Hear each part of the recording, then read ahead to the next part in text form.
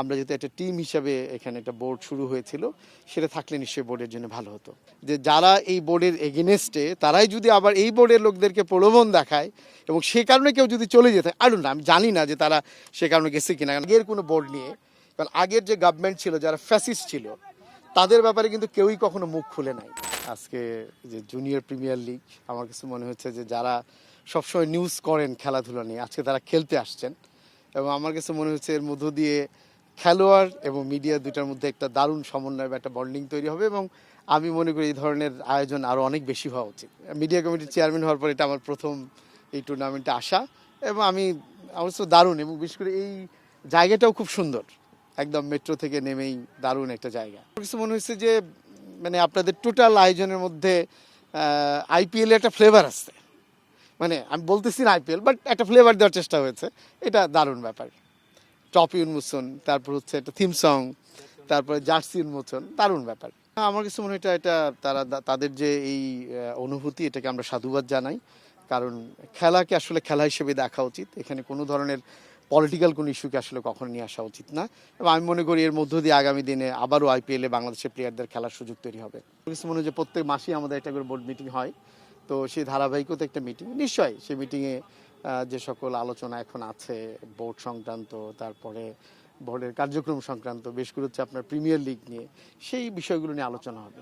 এই ক্ষেত্রে দুইটা বিষয়, কারণ যারা পদত্যাগ করেছেন তারা সবাই তাদের ব্যক্তিগত কারণে পদত্যাগ করেছেন, তারা নিজেরা বলেছেন। সুতরাং এই জায়গা থেকে আমি বিব্রত না, তবে এটা কাঙ্ক্ষিত না, এটুকু আমি বলতে পারি যে এটা আমরা যেহেতু একটা টিম হিসাবে এখানে একটা বোর্ড শুরু হয়েছিল, সেটা থাকলে নিশ্চয়ই বোর্ডের জন্য ভালো হতো। আমি সত্যি এরকম কিছু জানি না, বা আমাকে কেউ এরকম ফোনও করে নাই বা কোনো প্রলোভনও কেউ দেয় নাই।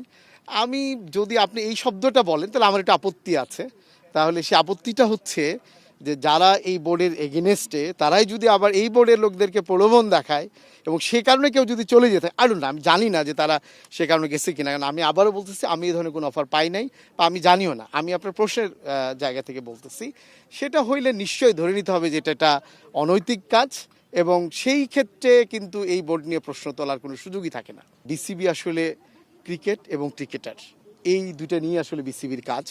সুতরাং কোনো খেলা না হওয়া, কোনো লিগ না হওয়াটা এটা অবশ্যই দুঃখজনক, এবং আমি সবসময়ই একটা বিষয় বলি যে যেহেতু এটা একটা গণতান্ত্রিক পদ্ধতি নির্বাচন, সেখানে নিয়ে বিতর্ক থাকতে পারে, সেটা নিয়ে সমালোচনা থাকতে পারে, আলোচনা থাকতে পারে, কিন্তু কোনোভাবেই সেটা যেন আমাদের ক্রিকেটকে ক্ষতিগ্রস্ত না করে।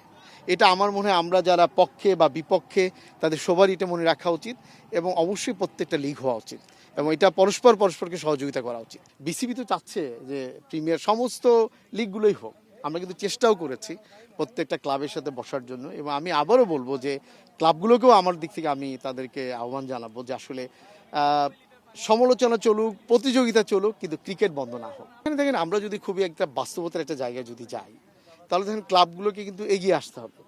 আমার কাছে মনে হয় বিসিবির জায়গায় যদি তাদের কোনো তাদেরকে আরও সহযোগিতার কোনো জায়গা থাকে, সেটা নিয়ে অবশ্যই বিসিবি কাজ করবে এবং সব ধরনের সহযোগিতা করবে। এখন আপনি যদি খেলতে না আসেন, তাহলে তো আসলে এখানে জোর করে তো নিয়ে আসা যায় না কাউকে। আমার কাছে মনে হয় যে এই প্রত্যেকটা লিগের ক্ষেত্রেই বিসিবি খুবই আন্তরিক, এবং এই লিগগুলো হোক সেটা আমরা চাই। আমি আবারও বলতেছি যে বিসিবির এগেইনস্টে যে কোনো ধরনের বিষয় থাকতে পারে, সেটা নিয়ে আমার কোনো আপত্তি নেই। সে ধরনের আলোচনা সমালোচনা থাকতে পারে, চলতে পারে, কিন্তু কোনোভাবেই সেটা ক্রিকেট বন্ধ করে না। আমার সিসিডিএম এর চেয়ারম্যান চলে এসেছেন দেশে, উনি এখন দেশে আছেন, যদি উনি বাইরে ছিলেন। আমার কাছে মনে হয় ভাইয়া যে আমরা কিন্তু অনেকগুলোই অন্যান্য খেলা আমরা কিন্তু শুরু করেছি। তো আমি আসলে যেটা খুব মনে প্রাণে চাই যে প্রত্যেকটা ক্লাবই এখানে অংশগ্রহণ করুক, কারণ ক্লাবগুলো তো ক্রিকেটের বিরুদ্ধে না। যে সকল সংগঠক যারা আছেন তারাও কিন্তু দীর্ঘ সময় ধরে ক্রিকেট নিয়েই কাজ করতেছেন। আমার একটাই জায়গা, সেটা হচ্ছে যে বিসিবির উপরে, বোর্ডের উপরে তাদের কোনো অভিমান থাকতে পারে, অভিযোগ থাকতে পারে, কিন্তু সেটা খেলা বন্ধ করে না।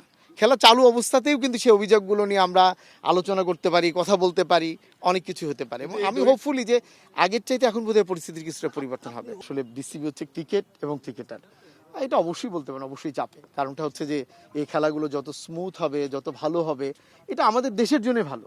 এবং ধরেন এটা তো কোনো ক্লাবের জন্য কি ভালো যে কোনো লিগ না হওয়া, নিশ্চয়ই সেটা তাদের জন্য কিন্তু ভালো না, কোনো ক্রিকেটারের জন্য ভালো না।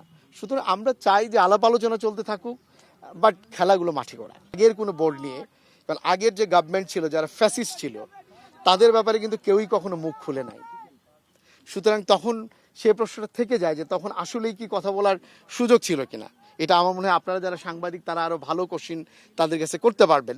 হ্যাঁ, তো তখন যেহেতু কথা বলার সুযোগ ছিল না, সে কারণে হয়তো অনেক কথা তারা বলতে পারে নাই। এখন কথা বলার সুযোগ আছে, উন্মুক্ত পরিবেশ আছে, সো দ্যাট তারা বলতেছে। তো আমাদের এরকম কোনো গাইডলাইন নাই, সেই কারণে ধরেন এক ধরনের কথা বলতেই পারে। তবে আমার কাছে মনে হয় যে অবশ্যই সোশ্যাল মিডিয়া একটা গাইডলাইন থাকা উচিত, যে আমরা আসলে কতটুকু পর্যন্ত বলবো বা বলবো না, এটা অবশ্যই আমাদের থাকা উচিত। এটা আমি পার্সোনালি ফিল করি যে এটা কিন্তু সব জায়গায় আছে। হ্যাঁ, আমার মনে হয় এখানেও আমি বলতেছি না যে কারো কথা নিষিদ্ধ করা বা বন্ধ করা এরকম মোটেই না, কিন্তু একটা গাইডলাইন বা একটা নীতিমালা থাকা উচিত। কারণ দিনের শেষে আসলে এমন কোনো অ্যাক্টিভিটিস আমাদের কারোর জন্যই নিশ্চয় কাম্য না যেটা আমাদের ক্রিকেটকে ক্ষতিগ্রস্ত করে। সব বোর্ডের সাথে আইসিসি থেকে শুরু করে সবার সাথেই যোগাযোগ আছে। এমনিতেই তো সম্পর্ক উন্নয়নের জন্য তাদের সাথে সার্বক্ষণিক যোগাযোগ তো আছে। এমনি নিয়মিত মিটিং, তো সেখানে ধরেন আমাদের প্রিমিয়ার লিগ, তারপর হচ্ছে আপনার ওমেন্স বিপিএল, এগুলো সহ নিয়মিত বিষয়গুলো নিয়ে আলোচনা হবে আর কি।